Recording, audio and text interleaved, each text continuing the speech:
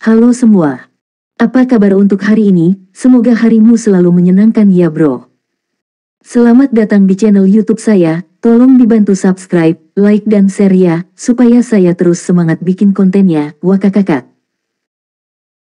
Soul Land 4 Chapter 701. Bab 701 Penyerahan Api Ungu.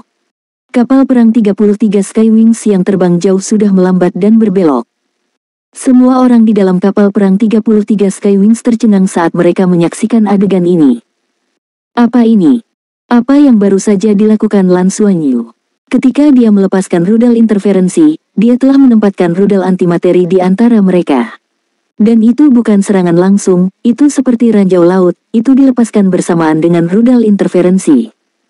Dia tahu bahwa pihak lain akan mengejar dan tidak akan menyia-nyiakan tembakan meriam mereka. Kemudian, pemandangan di depannya muncul. Lan Xuanyu telah menggunakan rudal antimateri sebelumnya. Dia telah menggunakan mereka terakhir kali mereka menggunakan kapal perang Sekte Tang untuk melarikan diri dari planet Sin. Itu juga ledakan yang menyebabkan seluruh Sin planet menjadi berantakan total. Tapi itu tidak terlalu kuat. Hanya satu rudal antimateri yang cukup untuk melenyapkan seluruh kru bajak laut api ungu. 5 kapal perang pengintai terkoyak, dan 3 di antaranya yang menjadi inti ledakan telah benar-benar menghilang. Salah satu kapal perang serangan kelas meteor rusak parah dan sepertinya tidak memiliki banyak kekuatan tempur yang tersisa. Ada juga beberapa kapal perang pengintai lainnya yang rusak dan tertiup angin. Tak satu pun dari mereka yang utuh. Apa yang Sekte Tang berikan kepada kita? Kekuatan benda ini terlalu menakutkan, kata Bing Tianliang dengan linglung. Dia adalah orang yang mengendalikan rudal antimateri tadi. Lan Xuanyu bergumam pada dirinya sendiri, saya awalnya ingin menempatkan 2, tapi saya tidak tahan. Untungnya, itu bukan 2, kalau tidak. Jika tidak, bajak laut api ungu akan benar-benar dimusnahkan. Versi terbaru dari rudal antimateri Sekte Tang terlalu kuat. Bahkan jika itu menyerang kapal perang yang lebih kuat, itu mungkin akan sangat merusak penghalang pelindung mereka, bukan? Lan Xuanyu menelan ludahnya dan matanya berbinar. Itu sepadan. 10 emblem ungu untuk misil antimateri. Ini sangat berharga. Ini bukan sesuatu yang bisa diukur dengan uang. Dia sekarang sepenuhnya percaya bahwa harga ini seperti yang dikatakan Deng Bo, hadiah khusus dari Sekte Tang. Penggunaan benda ini terlalu kuat dan menakutkan. Pergi, tangkap kapal andalan mereka. Api terbuka. Tangkap sebanyak mungkin kapal perang. Pada saat ini, Shen Junji, Kapten Bajak Laut Api Ungu, memiliki ekspresi sedih di wajahnya. Dalam ledakan besar tadi, seluruh kapal berguling-guling dengan hebat, dan banyak kru bajak laut yang tewas dan terluka. Dia juga terkena tabrakan hebat karena dia bahkan tidak mengenakan sabuk pengaman ketika dia pikir dia memiliki keunggulan absolut. Sebuah lubang besar telah muncul di sisi kapal perang. Meskipun area itu dengan cepat disegel, Shen Junji benar-benar tercengang. Dia jelas tahu apa itu, tapi dia menduga setidaknya ada 5 rudal antimateri di sana. Rudal antimateri adalah senjata strategis yang dilarang oleh Federasi Douluo. Bukannya tidak ada di Sin Planet, tetapi jumlahnya sangat sedikit dan semuanya ada di tangan 7 Raja Bajak Laut. Hanya mereka yang bisa mengendalikan senjata sekuat itu. Bahkan di Federasi Douluo, hanya ada sedikit kapal perang yang dapat dilengkapi dengan rudal antimateri. Tidak hanya biaya pembuatannya yang mahal, tetapi juga sangat sulit untuk diproduksi. Satu kesalahan dan ada risiko ledakan. Pikirannya menjadi kosong dan dia melihat kapal perang dengan 33 sayap itu terbang kembali. Tidak hanya sayapnya dalam keadaan sempurna, ia bahkan tampak seperti iblis bersayap 33 yang turun dari neraka. Apa yang harus dia lakukan? Dia juga tidak tahu harus berbuat apa. Haruskah dia terus berjuang? Ketika rudal antimateri menghancurkan penghalang pelindungnya, hampir setengah dari sistem senjatanya hancur. Lebih penting lagi, cadangan energi kapal perang hampir habis dan sistem pertahanan runtuh. Bagaimana dia bisa melawan? Bos, seorang bajak laut yang wajahnya berlumuran darah berjuang dan memanggil Shen Junji. Ayo kita menyerah. Kapten bajak laut yang semenit yang lalu bersemangat tinggi hanya bisa membuat pilihan yang paling enggan dengan wajah pucat karena dia tidak ingin mati. Cangkang penangkap mendarat dengan kuat di kapal perang kelas meteor dan sepenuhnya menangkap kapal perang besar ini. Hanya 2 kapal perang bajak laut lainnya yang bisa melarikan diri. Mereka melarikan diri dengan cepat dan tidak berniat menyelamatkan kapal utama. Masih ada 4 kapal perang lainnya yang tersisa. Salah satunya rusak parah dan tidak jelas apakah ada orang yang masih hidup di dalamnya. 3 lainnya juga rusak di banyak tempat dan pasti tidak akan bisa melarikan diri. Mereka bahkan tidak akan bisa memblokir satu tembakan. Tidak ada keraguan bahwa pertempuran ini adalah kemenangan besar bagi 33 Skywings. Alasan kemenangan mereka bukan karena pengalaman atau betapa cerdiknya kendali mereka atas kapal perang, tetapi karena mereka mengandalkan teknologi Sekte Tang yang tak tertandingi. Rudal antimateri. Jika bukan karena rudal antimateri, Lan Xuanyu tahu bahwa mereka tidak akan cocok dengan bajak laut api ungu. Mereka juga bajak laut berpengalaman. Dengan keunggulan mutlak dalam jumlah, mereka bisa menampilkan segala macam taktik dan membuat mereka tidak mungkin untuk melawan. Kemudian, Lan Xuanyu memberi perintah untuk menerima penyerahan bajak laut api ungu. Dia memerintahkan Shen Junji untuk membawa semua bajak lautnya dan masuk ke dalam 2 kapal perang pengintai pertama yang dia tangkap. Masih ada lebih dari 500 perompak yang masih hidup, dan 2 kapal perang pengintai secara alami penuh sesak dengan orang-orang. Itu terlalu ramai, tetapi hidup selalu merupakan hal yang baik. Itu lebih baik daripada menjadi debu kosmik. Setelah semua bajak laut dikumpulkan, Lan Xuanyu mengendalikan 33 sayap langit untuk menyelesaikan traksi pada kapal perang bajak laut yang ditangkap. Dia juga menarik kapal perang yang rusak parah. Hasilnya adalah sebagai berikut tawanan. Sebuah kapal perang penyerangan kelas Meteor, 65% utuh, 2 plane ruang angkasa pengintai yang sepenuhnya utuh, 2 70% utuh, 1 60% utuh dan 1 lagi 40% utuh. Total ada 7 kapal perang. Setelah itu, Lan Xuanyu dan timnya mulai menjarah. Mereka sebenarnya senang bahwa mereka tidak menggunakan 2 rudal antimateri tadi. Kalau tidak, tidak akan banyak yang tersisa. Mereka akhirnya menemukan sesuatu yang baik. Sebagai unggulan dari bajak laut api ungu, hampir semua barang berharga ada di sini. Di dunia bajak laut, logam langka adalah mata uang yang sebenarnya. Lebih dari 40 ton logam kemurnian tinggi telah memungkinkan mereka menghasilkan banyak uang. Kemudian, kapal perang itu dilengkapi dengan segala macam rudal dan sejenisnya, jadi mereka secara alami mengosongkan semuanya. Hanya ada 33 dari mereka di kapal perang 33 Skywings, dan ruangnya sangat besar, belum lagi cincin takdir Lan Xuanyu. Setelah menjarah semua kapal perang, tim Lan Xuanyu telah mendapatkan lebih dari 50 ton logam langka. Jika mereka menggunakan logam langka ini untuk menempa armor pertempuran 2 kata, mereka akan memiliki cukup untuk 33 orang. Tentu saja, tidak banyak logam berkualitas tinggi yang cocok untuk armor pertempuran 2 kata mereka, tetapi dalam hal sumber daya, mereka kaya. Dengan perkiraan konservatif, logam langka ini dapat ditukar dengan setidaknya 100 emblem ungu. Tidak ada misi yang menguntungkan seperti merampok bajak laut. Inilah yang dimaksud dengan mencari kekayaan di tengah bahaya. Lebih jauh lagi, harta mereka yang paling berharga bukanlah logam langka ini tetapi kapal perang yang ditangkap di luar. Mari kita bahas bagaimana kita akan menangani kapal perang ini. Setelah Lan Xuanyu kembali, dia segera mengumpulkan semua orang. Ada banyak cara untuk menghadapi kapal perang ini, dan cara paling sederhana adalah dengan menghancurkan semuanya tanpa meninggalkan jejak. Jika Lan Xuanyu mengosongkan cincin takdirnya, dia hanya akan mampu membawa 1 kapal perang pengintai. Namun, ini semua uang. Di dunia bajak laut, hal yang paling berharga adalah kapal perang, tidak ada yang lain. Memiliki kapal perang berarti memiliki kekuatan dan modal untuk menjarah. Soul Land 4 Chapter 702. Bab 702 Tahanan. Mereka tidak memiliki belas kasihan untuk bajak laut luar angkasa yang sangat kejam, tapi itu masih lebih dari 500 nyawa. Mereka benar-benar tidak tahan untuk membunuh begitu banyak orang sekaligus. Metode lainnya adalah segera kembali dan membawa kapal perang ini kembali. Tetapi jika mereka membawanya kembali ke planet induk, akan ada masalah. Pertama, kapal perang yang rusak itu mungkin tidak dapat menahan lompatan lubang cacing.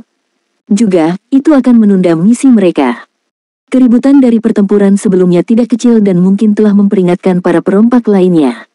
Jika mereka kembali begitu saja, identitas mereka sebagai 33 bajak laut sayap langit mungkin akan terungkap. Mereka harus mengubah identitas mereka lain kali. Ini tidak sesuai dengan niat awal mereka. Dan metode terakhir adalah membawa kapal perang bajak laut ini langsung ke pusat pertukaran ketiga. Tempat itu awalnya adalah tempat bagi bajak laut untuk berdagang dan menjual plane luar angkasa ini demi uang. Lan Xuanyu menganalisis kelebihan dan kekurangan dari ketiga metode ini untuk semua orang. Masalah terbesar dengan metode terakhir adalah bahwa itu akan meningkatkan bahaya misi mereka. Salah satunya adalah risiko yang ditimbulkan oleh tembakan besar yang mendukung bajak laut api ungu, sementara yang lain tidak terbiasa dengan tempat itu. Mereka berisiko menjadi sasaran kelompok bajak laut lain begitu mereka tiba di pusat pertukaran ketiga. Ini akan mengancam kehidupan mereka. Oleh karena itu, bahkan Lan Xuanyu yang cerdas pun merasa sulit untuk membuat keputusan. Qianlei memutar matanya dan berkata, "Bos, mengapa kita tidak memanggil Kapten Bajak Laut Api Ungu itu dan bertanya kepadanya tentang situasi di pusat pertukaran ketiga? Dia pasti tahu. Kami akan memutuskan setelah kami sampai ke dasarnya." Petik 2. Mata Lan Xuanyu berbinar. Ini memang sebuah rencana. Saya pikir itu akan berhasil, tetapi saya bertanya-tanya seberapa kuat dia. Tang Yuge berkata, dia memiliki implan pada dirinya, jadi dia tidak boleh terlalu kuat. Kita seharusnya tidak punya masalah berurusan dengannya. Juga, kita bisa menggunakan borgol penahan suci. Baiklah, sudah diselesaikan kalau begitu. Yuge, aku harus merepotkanmu untuk melakukan perjalanan. Frenzy, Qianlei, kalian pergi dengan Yuge dan bawa orang itu kembali dengan manset penahan suci. Aku akan mendapatkan meriam utama untuk membidik mereka. 15 menit kemudian, Kapten Bajak Laut Api Ungu, Shen Junji, datang dibatasi oleh manset penahan suci ke kapal perang 33 Skywings. Tidak hanya dia diborgol, tetapi dia juga ditutup matanya. Dia secara alami tidak bisa melihat situasi di kapal perang 33 Skywings. Shen Junji ini tinggi dan tingginya lebih dari 2 meter. Dia memiliki bahu lebar dan punggung lebar, dan dia sangat tinggi dan kokoh.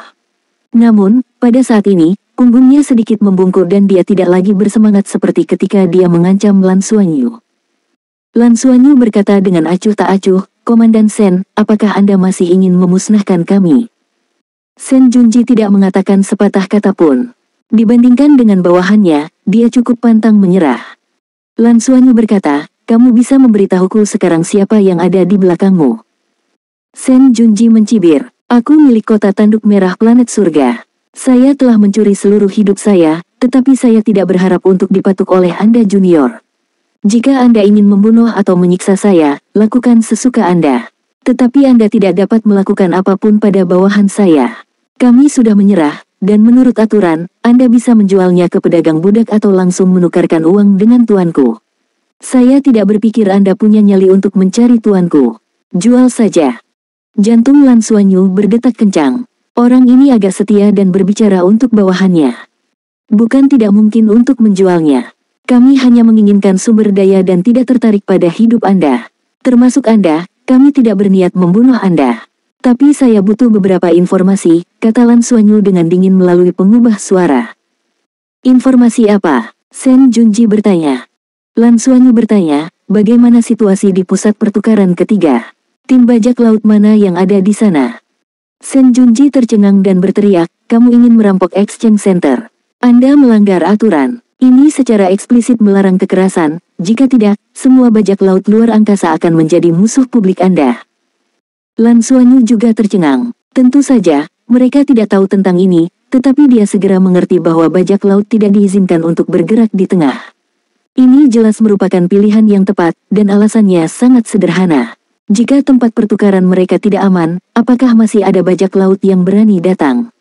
Jelas merupakan hal yang sangat buruk bagi para perompak untuk berkembang. Jelas merupakan hal yang baik bahwa mereka tidak dapat menggunakan kekerasan di tengah.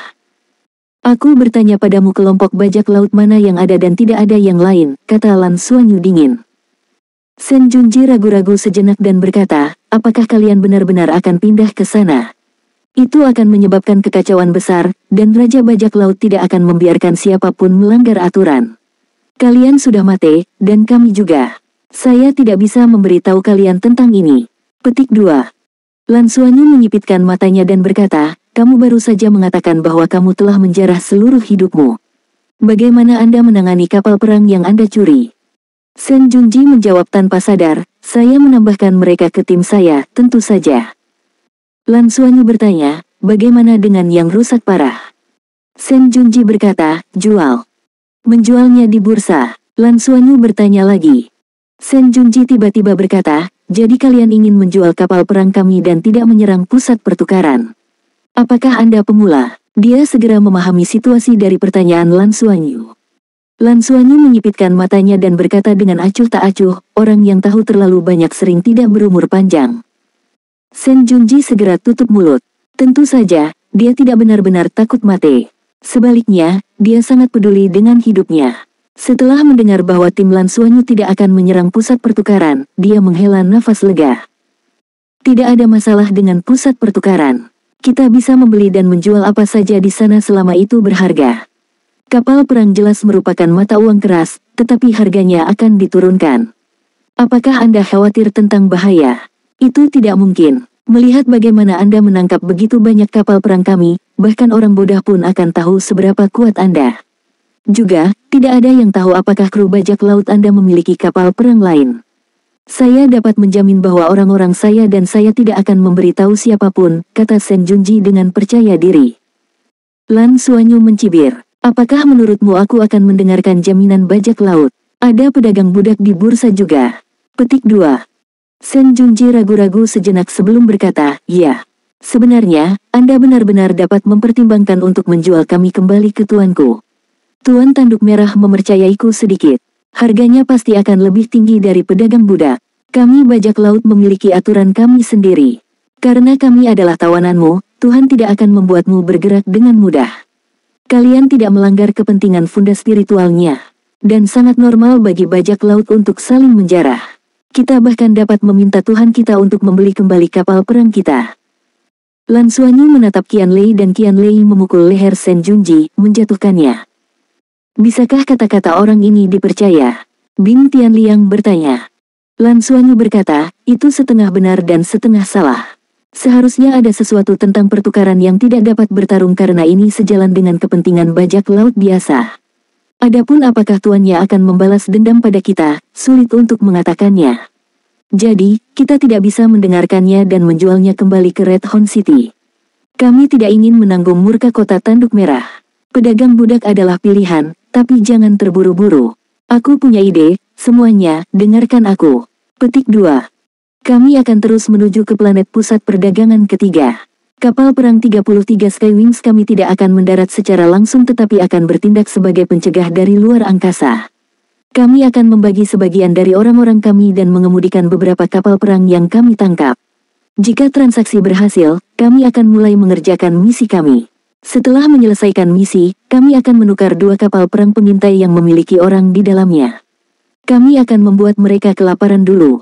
Pada saat itu, mereka akan sangat lapar sehingga mereka tidak akan memiliki banyak kekuatan lagi.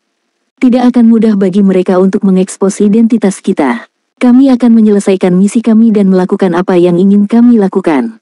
Kami kemudian akan mundur. Petik 2. Solen 4 Chapter 703. Bab 703, menjual kapal perang.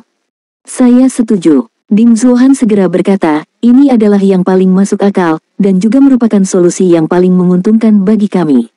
Sepertinya para perompak benar-benar memiliki aturannya sendiri. Di pusat pertukaran tidak ada yang diizinkan untuk bertarung, dan para perompak biasanya tidak saling membunuh ketika mereka ditangkap. Semua ini bisa kita manfaatkan. Saya pikir metode kapten kami adalah yang terbaik. Kami memiliki rudal antimateri yang mengancam dari langit, jadi tidak ada yang akan menyerang kami dengan mudah. Juga, mereka tidak tahu kekuatan kita yang sebenarnya. Setelah mendengar kata-kata keduanya, yang lain mengangguk. Ini adalah sekelompok pemuda yang tak kenal takut. Rata-rata usia mereka baru 16 tahun. Mereka berada pada usia di mana mereka penuh dengan masa muda sementara juga memiliki kemampuan yang luar biasa. Tanpa ragu-ragu, mereka mendiskusikan prosesnya dengan hati-hati dan membuat rencana. Ding Zuohan akan memimpin 18 orang untuk tetap tinggal dan memastikan bahwa mereka mampu mengendalikan kapal perang 33 Skywings. Lan Xuanyu akan membawa orang-orang yang tersisa dan mengemudikan beberapa kapal perang bajak laut api ungu yang rusak ke pusat pertukaran ketiga untuk berdagang. 2 kapal bajak laut dalam keadaan murni akan ditinggalkan untuk sementara waktu. Ding Zuohan bertugas mengawasi mereka dan menunggu berita dari pihak Lan Xuanyu. Di dunia bajak laut, kapal perang penyerangan kelas Meteor adalah kapal perang yang sangat kuat. Dengan kapal perang 33 Skywings bertindak sebagai pencegah di luar angkasa, itu jauh lebih aman daripada bepergian sendirian. Bagaimanapun, sebuah kapal perang harus berada di luar angkasa untuk menunjukkan kekuatan tempurnya yang sebenarnya. Dalam perjalanan menuju planet kecil tempat pusat perdagangan ketiga berada, mereka bertemu dengan beberapa kelompok bajak laut kecil tetapi Lan Xuanyu tidak memberi perintah untuk menyerang kali ini. Ketika kelompok bajak laut kecil itu melihat begitu banyak kapal perang dari jauh, mereka tidak tahu apa yang sedang terjadi dan segera melarikan diri setelah menemukan mereka. Alasan mengapa Lan Xuanyu tidak memberi perintah untuk menyerang sangat sederhana. Ini adalah pertama kalinya mereka menjarah kapal perang bajak laut, dan mereka belum terbiasa dengan dunia bajak laut. Demi keamanan. Setelah pelajaran di Proto Dragon Planet, meskipun itu tidak mengubah fakta bahwa Lan Xuanyu suka mencari kekayaan di tengah bahaya, dia relatif lebih stabil. Ini adalah pertumbuhan. Akhirnya, tujuan mereka sudah terlihat, dan Lan Xuanyu segera memberi perintah untuk melakukan persiapan. Kapal perang bajak laut yang relatif utuh dapat dikendalikan dari jarak jauh dan memandu kapal yang rusak. Setelah pemeriksaan terakhir, Lan Xuanyu membawa Bai Xiuxiu, Tang Yuge, Qian Lei, Liu Feng, Lan Mengqin, Yuanen Hui Hui, Bing Tianliang, Lin Donghui, Yu Tian, dan yang lainnya ke kapal perang bajak laut. Mereka telah mengerahkan total 14 orang kali ini, dan alasan mengapa 14 juga merupakan hasil diskusi semua orang. Ini karena ketika Meisha Skywing berubah menjadi plane luar angkasa, mereka bisa membawa satu orang ke dalam. Meski sedikit ramai, dijamin mereka bisa terbang.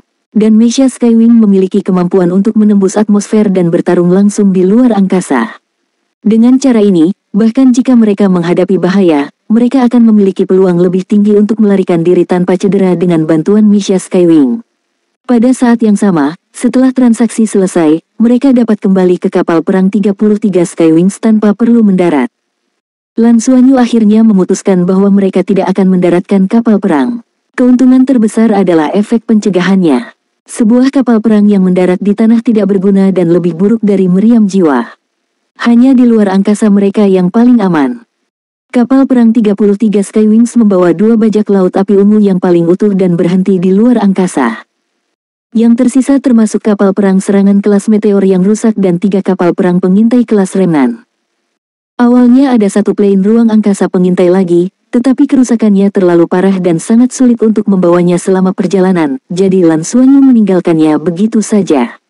Dengan cara ini, mereka akan lebih mobile dan menghemat energi. Lan Xuanyu membawa timnya dan menaiki kapal utama Shen Junji. Meskipun kapal perang serangan kelas meteor ini cukup rusak, itu masih merupakan kapal perang yang cukup bagus. Sebagian besar fungsi kawasan yang rusak masih beroperasi. Dia memandu 3 plane ruang angkasa pengintai kelas sisa dan perlahan-lahan mendarat ke arah pusat pertukaran ketiga. Pada saat ini, selain tim Lan Xuanyu yang terdiri dari 14 orang, ada juga bajak laut yang sedikit bungkuk berusia 50-an yang berdiri di ruang kontrol utama. Di dunia bajak laut luar angkasa, orang-orang seusianya akan tersingkir. Survival of the fittest selalu menjadi hukum dunia bajak laut, tetapi orang ini tidak dihilangkan karena dia adalah wakil kapten dari bajak laut api ungu, tim tank paling penting di bawah Shen Junji. Alasan mengapa mereka tidak membawa Shen Junji terutama karena mereka tidak ingin memperumit masalah, tetapi mereka tidak akrab dengan pusat pertukaran ketiga. Setelah melihat para perompak, mereka secara khusus memilih yang tertua. Menjadi lebih tua berarti dia tahu lebih banyak. Dikatakan bahwa dia telah menjadi bajak laut luar angkasa selama 30 tahun dan sangat bijaksana. Pada saat ini, dia menjelaskan aturan dunia bajak laut kepada Lan Xuanyu dan yang lainnya. Sangat normal untuk berdagang kapal perang di dunia bajak laut, dan kapal perang juga merupakan barang dagangan terbesar. Semua tim bajak laut pasti akan tertarik. Meskipun kapal perang bajak laut api ungu kami tidak luar biasa, mereka tetaplah kapal perang. Ada juga pabrik di pusat pertukaran ketiga yang mengkhususkan diri dalam memodifikasi kapal perang. Selama seseorang bersedia mengeluarkan uang untuk memodifikasinya, kapal perang kita tidak buruk, Liu Guiting berbisik ke telinga Lan Xuanyu. Bajak laut tua ini sebenarnya telah mengamati bajak laut yang belum pernah dia lihat sebelumnya. Dari suara mereka, dia bisa tahu bahwa bajak laut ini masih muda dan sepertinya tidak tahu banyak tentang dunia bajak laut luar angkasa. Tetapi dengan pengalamannya, dia tahu bahwa semakin tidak berpengalaman para perompak, semakin menakutkan mereka karena mereka tidak takut dan bahkan tidak mematuhi aturan itu. Bajak laut api ungu sangat sial karena jatuh ke tangan tim bajak laut baru. Bahkan jika pihak lain membunuh mereka semua, Liu Guiting tidak akan terkejut. Oleh karena itu, dia sangat kooperatif dan mengamati bajak laut ini pada saat yang bersamaan. Tidak banyak dari mereka, tetapi mereka jelas tidak lemah. Selanjutnya, kapal perang mereka memiliki rudal antimateri. Apa itu rudal antimateri? Untuk kapal perang bajak laut, mereka jelas merupakan senjata yang paling berharga dan kuat, keberadaan yang dapat menentukan kemenangan dan kekalahan dalam pertempuran luar angkasa. Bisakah setiap kru bajak laut memilikinya? Dapat dilihat bahwa kru bajak laut ini, yang hanya memiliki satu kapal perang, pasti memiliki kekuatan besar yang mendukung mereka. Meskipun mereka tidak tahu kekuatan apa itu, mereka tidak ragu-ragu untuk bergerak bahkan setelah mendengar nama kota tanduk merah. Ini sudah jelas. Oleh karena itu, Liu Guiting sangat kooperatif. Dia ingin membuat dirinya berguna agar dia tidak terbunuh. Dalam keadaan normal, bagaimana kita menukar kapal perang? Lan Xuanyu bertanya dengan suara rendah. Dia merasa topeng ini tidak cukup bagus karena tidak ada pengubah suara di dalamnya. Dia harus mengatasi masalah ini ketika dia kembali setelah menyelesaikan misi. Kalau tidak, akan sangat sulit untuk menyembunyikan usia mereka. Liu Guiting menjawab dengan jujur, ini sangat sederhana. Ada tempat di mana kapal perang diparkir di pusat perdagangan. 7 Raja Bajak Laut telah mengeluarkan perintah bersama bahwa tidak ada tim bajak laut yang diizinkan menggunakan kekerasan di pusat perdagangan. Jika tidak, semua bajak laut akan menyerang mereka bersama-sama. Oleh karena itu, tidak ada masalah dengan keamanan. Selama kita memasuki atmosfer planet, kita akan aman. Juga, tidak ada yang berani melanggar aturan di dekat trading center karena banyak tim bajak laut yang akan lewat di sana dan di sekitarnya. Begitu ada pertempuran, tidak ada yang tahu apakah akan ada tim bajak laut lain di belakang. Oleh karena itu, setelah transaksi selesai, sebagian besar tim bajak laut akan pergi sesegera mungkin. Jadi, kita hanya perlu memarkir kapal perang dengan benar dan merilis berita di pusat perdagangan. Kita harus memasukkan jumlah kapal perang dan situasinya, dan meminta seseorang untuk menilai mereka. Selama hasilnya memuaskan, kita bisa melanjutkan transaksi. Soul Land 4 Chapter 704. Bab 704 tiba di tempat tujuan. Lan Xuanyu mengerutkan kening. Berdagang dengan siapa? Kru bajak laut lainnya? Tidak. Berdagang langsung dengan pusat pertukaran adalah yang paling nyaman, dan berdagang dengan kru bajak laut juga baik-baik saja, tetapi mungkin ada beberapa masalah. Meskipun harga yang mereka tawarkan mungkin lebih tinggi dari pusat pertukaran, mereka tidak akan memberikan uang semudah pusat pertukaran. Juga, mungkin ada jenis masalah lain. Jadi saya sarankan jual langsung ke exchange center. Dengan cara ini, biaya penilaian akan langsung dibayarkan oleh mereka. Harganya mungkin bukan yang tertinggi, tetapi cepat dan aman. Mata Lan Xuanyu berbinar. Mampu menjual langsung ke pusat pertukaran memang pilihan yang baik. Lebih penting bagi mereka untuk menghemat waktu dan tenaga daripada memaksimalkan keuntungan mereka. Lagi pula, mereka masih harus fokus menyelesaikan misi terlebih dahulu dan jika mereka bisa mendapatkan beberapa keuntungan pada saat yang sama akan menjadi yang kedua. Tapi mereka tidak bisa mengambil terlalu banyak risiko. Baiklah, ikut kami kalau begitu untuk kesepakatan, kata Lan Xuanyu. Aku, Liu Guiting ragu-ragu. Apa yang salah? Lan Xuanyu berbalik untuk menatapnya. Tuan Kepala Sayap, bagaimanapun juga, saya adalah wakil komandan bajak laut api ungu. Jika saya membantu Anda dengan kesepakatan itu sama dengan mengkhianati tim saya. Di dunia bajak laut luar angkasa, yang paling dilihat adalah pengkhianatan. Ini akan membuatku mustahil untuk bertahan hidup di dunia bajak laut. Oh, Lan Xuanyu mengangkat suaranya. Liu Guiting dengan cepat berkata, tentu saja, itu bukan tidak mungkin. Jika Lord Headwing bersedia menerimaku sebagai bagian dari 33 Skywings, maka tidak akan ada masalah.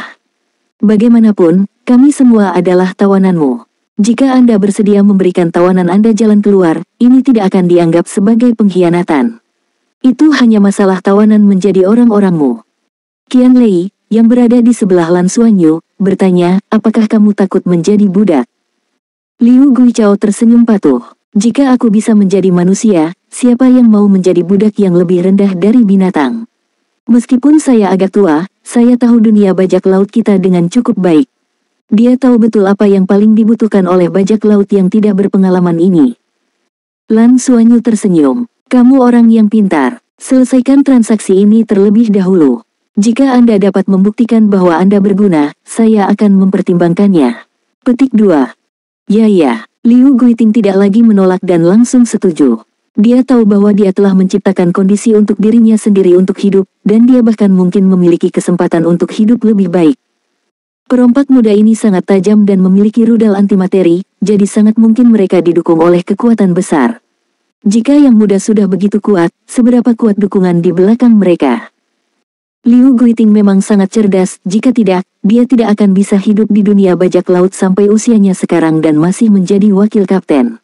Yang harus dia lakukan sekarang adalah menunjukkan kegunaan dan bahkan kesetiaannya dalam transaksi berikutnya. Hanya dengan begitu dia bisa benar-benar menjadi bagian dari 33 Skywings. Lan Xuanyu memiliki rencananya sendiri di dalam hatinya. Jika Qianlei bisa melihat motif Liu Guiting, bagaimana mungkin dia tidak?